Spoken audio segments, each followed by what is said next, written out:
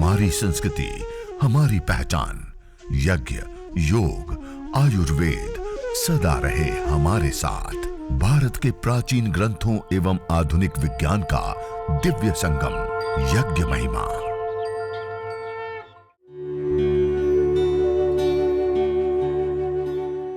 भारतीय संस्कृति में यज्ञ, योग एवं आयुर्वेद जैसी अमूल्य विद्याएं हैं, जिसका मूल है वेद। इतिहास की ओर दृष्टि डालें तो भगवान राम, भगवान कृष्ण से लेकर राजा महाराजाओं, ग्रामवासियों व अरण्यवासी ऋषियों की कुटियों तक नित्य व नैमित्तिक यज्ञों का प्रचलन देखने को मिलता है।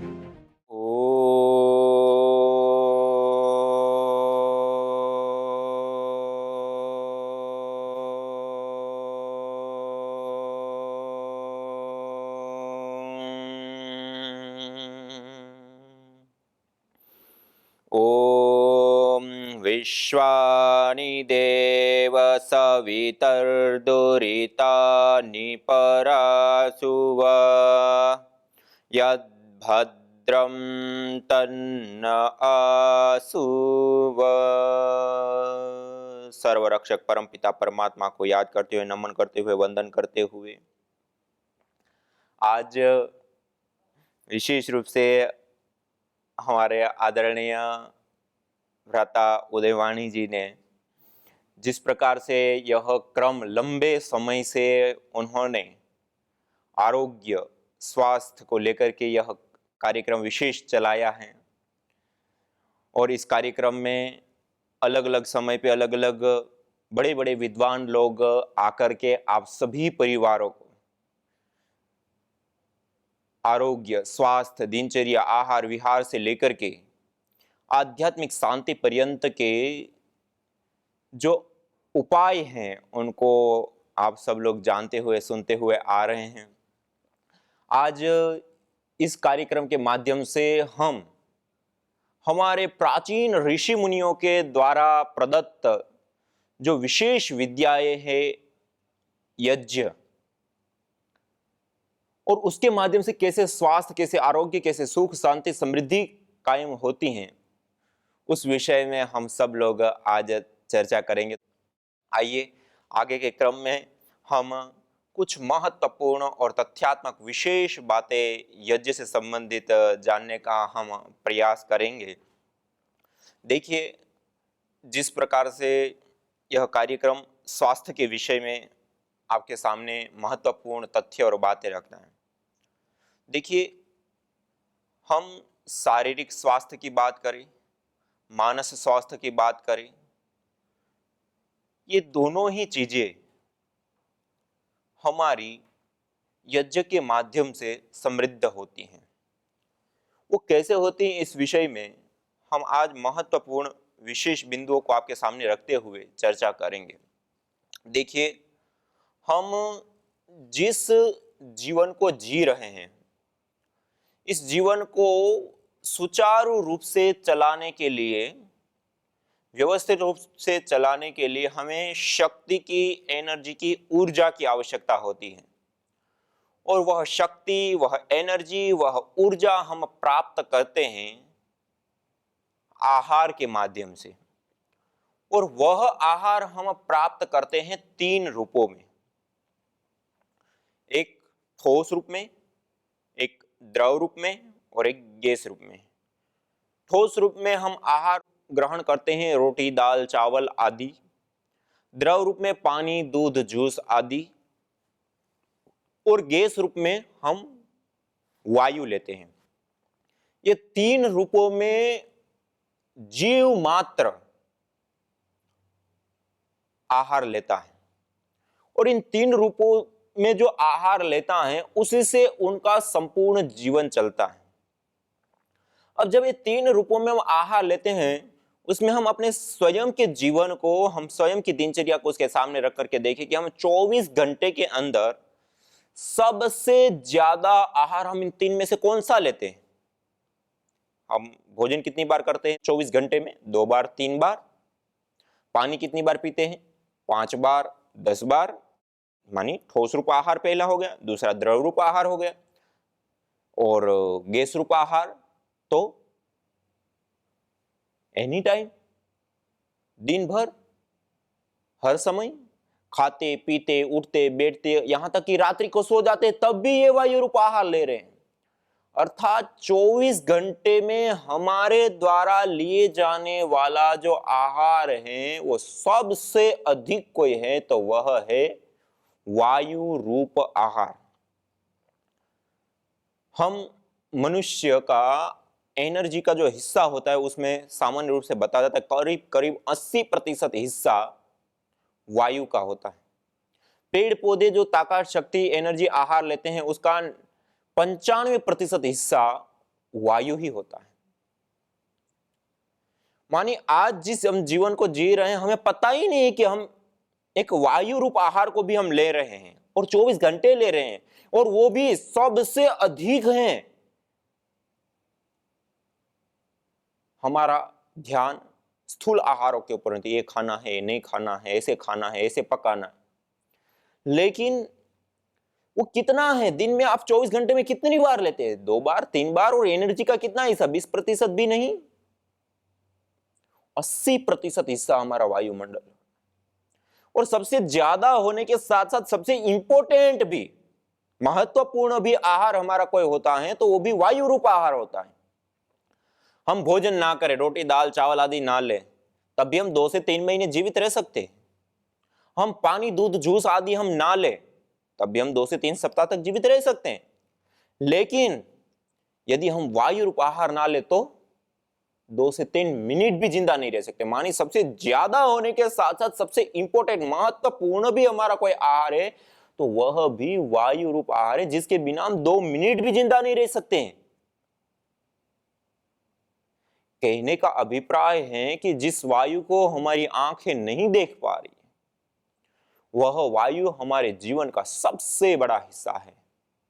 यह वायु जब तक चल रही है तब तक हमारा जीवन है, और उससे संबंध टूटते ही जीवन समाप्त। तो ये सबसे ज्यादा भी है और सबसे इंपॉर्टेंट भी है। अब देखिए, हम जब स्वास्थ्य की और आरोग्य की बात करें तो सीधा हम आहार के ऊपर आते हैं, और आहार में हमारा मूलतः ध्यान ठोस रूप आहार के ऊपर जाता है। इस आहार के ऊपर तो हमारा कभी ध्यान जाता ही नहीं, और यह अपने आप में एक बहुत बड़ा और विशेष आहार होता है, वायु रूप आहार। और इस वायु रूप आहार को हम विशेष करके शुद्ध, पवित्र, सुगंधित, मेडिकेटेड और जीवनीय शक्ति से युक्त कर पाते हैं यज्ञ के माध्यम से, हवन के माध्यम से, अग्निहोत्र के माध्यम से। इसलिए हम जब हवन करते हैं, यज्ञ करते हैं, अग्निहोत्र करते हैं तो यज्ञ हवन अग्निहोत्र करने से यह वायु रूप आहार जो हमारा है वो शुद्ध होता है, पवित्र होता है, सुगंधित होता है, मेडिकेटेड होता है। उसके अंदर जीवनीय शक्ति का संचार हो जाता है, और उस वायु को आप 24 घंटे ले रहे हैं, खाते पीते उठते बैठते चलते, यहां तक कि आप रात को सो रहे हैं तब भी उस वायु को ले रहे हैं। वो कैसी हो गई? जीवनीय शक्ति से युक्त हो गई, उसके अंदर प्राण शक्ति का संचार हो गया। अब उस वायु को जब हम लेते हैं तो निश्चित रूप से हमारा आरोग्य बहुत ही विशेष बनता है, बहुत ही उत्तम बनता है, बहुत ही अच्छा बनता है। इसलिए हमें अपने जीवन में यज्ञ, हवन, अग्निहोत्र जरूर करना चाहिए। और इन बातों को स्वामी दयानंद सरस्वती जी ने भी भली प्रकार से जगह जगह पर अलग अलग रूपों में विशेष रूप से बताया है। जो यज्ञ के धूम से शोधे हुए पवन हैं वे अच्छे राज्य के कराने वाले होकर रोग आदि दोषों का नाश करते हैं, और जो अशुद्ध दुर्गंध आदि दोषों से भरे हुए हैं वे सुखों का नाश करते हैं। इससे मनुष्य को चाहिए कि अग्नि में होम द्वारा वायु की शुद्धि से अनेक प्रकार के सुखों को सिद्ध करे। ये उन्हीं के शब्दों में मैं बता रहा हूं, अनेक प्रकार के सुखों को सिद्ध करे हवन करके। तो इस प्रकार से यह जो यज्ञ है यदि यजमान और यज्ञ कराने वाले विद्वान हो तो सुगंधादि द्रव्यों को अग्नि में होमे तो क्या क्या सुख प्राप्त ना हो। मानी हर प्रकार के सुख प्राप्त हो सकते हैं इस यज्ञ के माध्यम से। मनुष्य को चाहिए कि वे आप्त विद्वानों के संग से धर्म अर्थ काम और मोक्ष की सिद्धि करने वाले यज्ञ का विस्तार करें। जो यज्ञ से शुद्ध किए हुए अन्न जल और पवन आदि पदार्थ हैं वे सब की शुद्धि बल पराक्रम और दीर्घ आयु के लिए समर्थ होते हैं। इससे सब मनुष्य को यज्ञ कर्म का अनुष्ठान नित्य करना चाहिए। ये आप देख रहे हैं कि वायु आदि की शुद्धि शोधन का भी बल पराक्रम और दीर्घ आयु ये सब चीजें किस माध्यम से संपन्न होती हैं। स्वामी दयानंद सरस्वती जी ऋग्वेद आदि भाष्य भूमिका से लेकर के वेद भाष्य आदि करते हुए महत्वपूर्ण बातें बताई कि ये यज्ञ के माध्यम से हवन के माध्यम से अग्निहोत्र के माध्यम से। और देखिए हम अपने जीवन में जितना भी पुरुषार्थ करते हैं जितना भी तप करते हैं जितना भी हम कर्म करते हैं उसके मूल में हमारा एक मूल उद्देश्य रहता है कि हम सुख को प्राप्त करें और दुखों की हमारे जीवन में निवृत्ति हो। हर कोई कर्म जिसे सांख्य शास्त्र में महर्षि कपिल जी ने कहा अथ त्रिविध दुख अत्यंत निवृत्ति अत्यंत पुरुषार्थ। तीन प्रकार के दुख आध्यात्मिक आधि भौतिक और आधि देवी तीन प्रकार के दुखों को दूर करना यह मनुष्य के जीवन का प्रयोजन है। और इन दुखों की निवृत्ति के लिए ही मनुष्य अलग अलग कर्मों में निरंतर प्रवृत्त रहता है। तो इन दुखों से निवृत्ति प्राप्त करने के लिए हमें क्या करना पड़ेगा। तो उसके लिए अत्यंत पुरुषार्थ करते हुए हम इन तीन दुखों की निवृत्ति करें तो ये जो जिसको मोक्ष कहते हैं वह हमें प्राप्त होती है और जो दुख होते हैं उसका विनाश हो जाता है। तो स्वामी दयानंद सरस्वती जी कहते हैं विद्वानों को चाहिए कि इस संसार के सुख के लिए यज्ञ से शोधे हुए जल से और वनों के रखने से अति उष्णता खुश्की दूर करे, अच्छे बनाए हुए अन्न से बल उत्पन्न करे, यज्ञ के आचरण से तीन प्रकार के दुख आध्यात्मिक आधि दैविक आदि भौतिक को निवार के सुख को उन्नति देवे। ये हमारे जीवन में आने वाले जितने भी दुख हैं मनुष्य का उद्देश्य मुक्ति है। किससे मुक्ति? दुखों से मुक्ति। दुख कितने होते हैं? तीन प्रकार के आध्यात्मिक आधि दैविक और आधि भौतिक। और यज्ञ से क्या होता है? वो तीनों प्रकार के दुखों का निवारण होता है और सुख को उन्नति होती है। और स्वामी दयानंद सरस्वती ने जिस जगह पे बताया ऐसे ही हमारे प्राचीन ग्रंथों में भी और मीमांसा शास्त्र में भी कहा येन सद अनुष्ठानेन संपूर्ण विश्वम कल्याणम भवेत। जिस सद अनुष्ठान से संपूर्ण विश्व का कल्याण हो। और आगे कहा आध्यात्मिक आधि दैविक आधि भौतिक ताप त्रयोन उन्मूलनम सुकरम स्यात् तद यज्ञ पदाभिधेयम। आध्यात्मिक आधि दैविक और आधि भौतिक तीनों प्रकार के तापों का दुखों का उन्मूलन दूर करना सुकरम सरल हो जाए तद यज्ञ पदाभिधेयम। उसको यज्ञ कहते हैं, हवन कहते हैं, अग्निहोत्र कहते हैं। हम अपने जीवन में दुखों से रहित स्थिति पाना चाहते हैं तो उसके लिए क्रम है। जैसे महर्षि पतंजलि जी ने योग दर्शन में बताया कि हम इस स्थिति को दुख की निवृत्ति की चरम उत्कर्ष स्थिति को जब हम प्राप्त करना चाहते हैं तो उसमें अलग अलग अंतराय आते हैं, बाधाएं आती हैं। उसमें सबसे पहली बाधा होती है व्याधि, फिर स्त्यान संशय प्रमाद आलस्य अविरति भ्रांति दर्शन अलब्ध भूमिकत्व अनवस्थितत्वानि चित्त विक्षेपास्ते। ये सारे चित्त के विक्षेप होते हैं, ये सारे अंतराय होते हैं, बाधक होते हैं चित्त को इन दुखों से मुक्ति दिलाने में। और जब हम यज्ञ करते हैं हवन करते हैं, अग्निहोत्र करते हैं, तो ये सारी बाधाएं हैं वो दूर होती है। उसमें सबसे पहले बताए व्याधि, व्याधि तो सबसे पहले ही दूर हो जाती है, जिसको हम बीमारी कहते हैं। उसमें दोनों ही बीमारियां, शारीरिक और मानसिक दोनों प्रकार, दो शब्द हम प्रयोग करते हैं, आधि और व्याधि। आधि होती है मानसिक बीमारियां और व्याधि होती है शारीरिक बीमारी। आधि और व्याधि से मुक्ति और ब्रह्मत्व की प्राप्ति, ये सब सिद्ध होता है इसी यज्ञ से, हवन से, अग्निहोत्र के माध्यम से। देखिए, आज पर्यंत हम यज्ञ, हवन, अग्निहोत्र को बीच का जो कालखंड है, प्राचीन काल में तो हम राजा महाराजाओं के महलों से लेकर के, ग्रामवासियों से लेकर के, अरण्यवासी ऋषि मुनियों की कुटियों तक, सब जगह पे हमें नित्य, नैमित्तिक और काम्य यज्ञ का आचरण और प्रचलन देखने को मिलता था।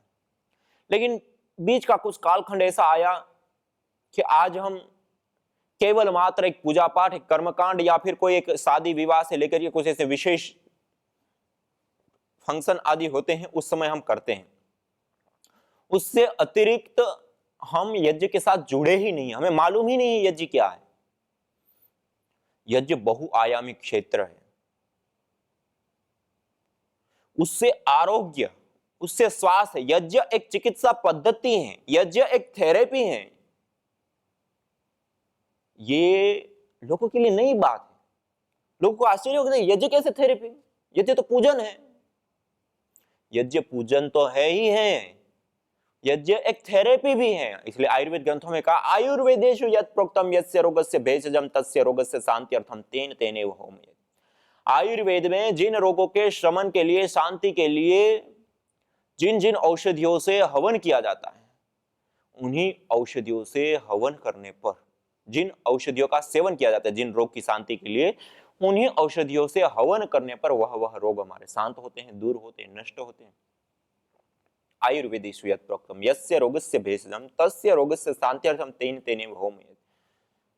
जो जड़ी बूटियां जिस रोग की शांति के लिए खाने के लिए दी जाती है आयुर्वेद में, उसी का हवन करने पर वह रोग हमारे शांत होते हैं, दूर होते हैं, नष्ट होते हैं।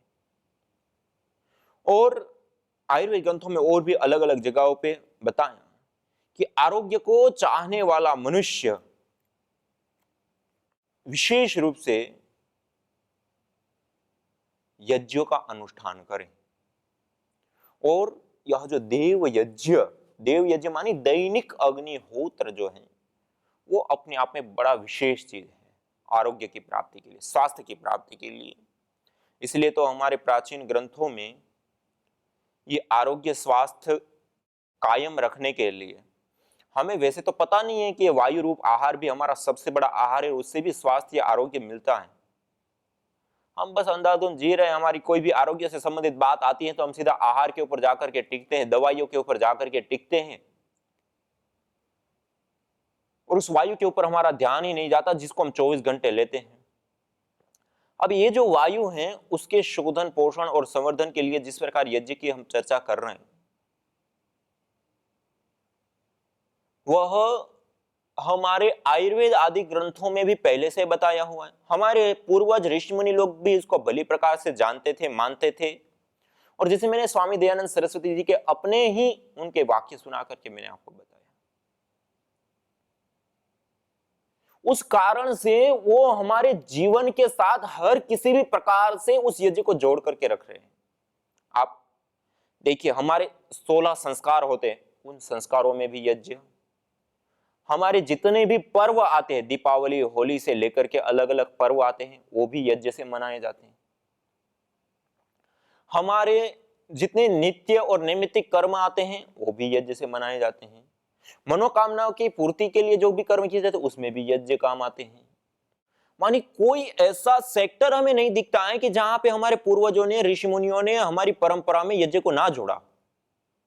नित्य, नैमित्तिक, काम्य, अलग अलग प्रकार के कई सारे यज्ञों का विधान, और वो हर जगह पे अलग अलग रूपों में करने की पद्धति, प्रक्रिया, ये अपने आप में एक बहुत बड़ा दृष्टिकोण है। क्योंकि जो चीज परंपरा के रूप में हमें प्राप्त होती हैं, हम उसका विज्ञान को, उसके साइंस को, उसके पीछे छुपी हुई बातों को हम जानते हैं या नहीं जानते, लेकिन वो परंपरा से हमारे पास आती है, तो निर्वहन हम उसका करते हैं और उसका लाभ निश्चित रूप से हम उठाते रहते हैं। इसलिए तो श्रीमद् भगवद गीता आदि शास्त्रों में भी कहा, यज्ञ शिष्टा सिन संतो मुच्यन्ते सर्वकिल विषय भुंजते तु त्वघम पापा ये पचन्ति आत्म कारण। कि यज्ञ करने के बाद जो अन्न का ग्रहण करता है, यज्ञ शेष अन्न का भक्षण करता है, मुच्यन्ते सर्वकिल विषय, सभी पापों से सभी दोषों से मुक्त हो जाता है। और भुंजते तो त्वघम पापा ये पचन्ति आत्मा, जो केवल अपने लिए पकाता है, यजन नहीं करता है, बिना यजन किए भोजन करता है, वो पापी पाप का भोग कर रहा है। उसको पापी कहा और पाप का भोग कर रहा है। बिना यजन के भोजन करने वालों को भगवान श्री कृष्ण जी ने पापी कहा और वो पाप का भोग कर रहे हैं, अन्न का नहीं। आगे जाकर के फिर क्या, यज्ञ शिष्टा अमृत भुजो यान्ति ब्रह्म सनातनम नायम लोको यज्ञ से कुतोन्य कुरु सत्तम। जो यज्ञ हवन अग्निहोत्र कर भोजन को ग्रहण करता है, यज्ञ शेष का ग्रहण करता है, वो सनातन ब्रह्म को प्राप्त कर लेता है। नायम लोको यज्ञ से कुतोन्य कुरु सत्तम। और जो बिना यजन के भोजन करता है उसके लिए तो यह लोक भी सुखकर नहीं होता है, परलोक की तो बात ही छोड़ दीजिए। 17वें अध्याय में जाकर फिर कहा, यज्ञ दान तपः कर्म न त्याज्यम कार्यमेव तत् यज्ञ दान तपश्चैव पावनानि मनीषिणाम। यज्ञ दान और तपरूप कर्म को कभी नहीं छोड़ना चाहिए, कभी नहीं त्यागना चाहिए। यह तो मनुष्यों को भी पावन करने वाला होता है, मनुष्यों को भी उत्तम बनाने वाला होता है।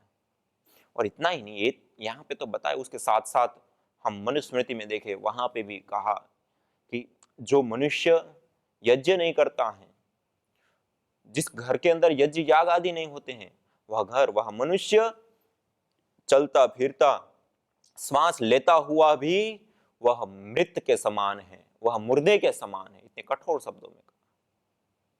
आचार्य चाणक्य ने कहा कि स्वाहा स्वधाकार विवर्जितानि स्मशान तुल्यानि गृहानि तानि, कि जिस घर में यज्ञ याग आदि नहीं होते हैं वह घर स्मशान के तुल्य होते हैं, त्याज्य होते। न जाने कितनों ने आहुतियां दी इन अमित्र रोगों के संतापों से, है वर्तमान भी आज दुखित, न पूछो भविष्य के प्रकोपों से।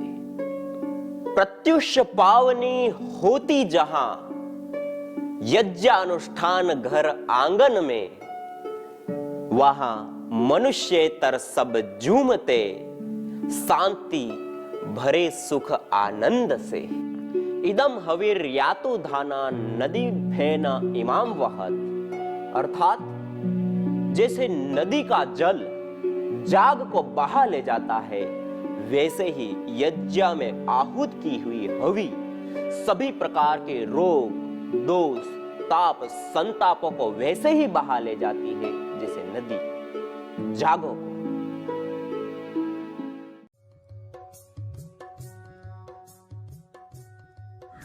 यज्ञ उसको कहते हैं जिसमें विद्वानों का सत्कार हो, जिसमें कोई हिंसा ना हो, जिसमें विद्या आदि शुभ गुणों का दान हो, जिसमें अग्निहोत्र आदि से वायु वृष्टि जल एवं औषधि आदि की पवित्रता करके सब जीवों को सुख पहुंचता है।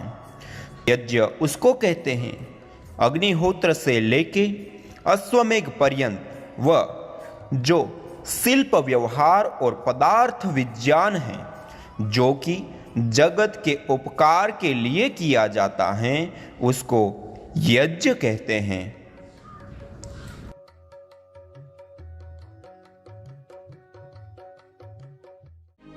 यज्ञ भारतीय संस्कृति का मूल है। तो आइए हम संकल्प लें, संसार के श्रेष्ठतम कर्म यज्ञ को अपनाएं। पिंड और ब्रह्मांड में संतुलन कायम करने वाले यज्ञ को अपने जीवन का अभिन्न अंग बनाएं एवं प्रकृति मां के प्रति अपने ऋणों को अदा करें। विश्व स्वास्थ्य का एक नारा, यज्ञ से होगा जग उजियारा।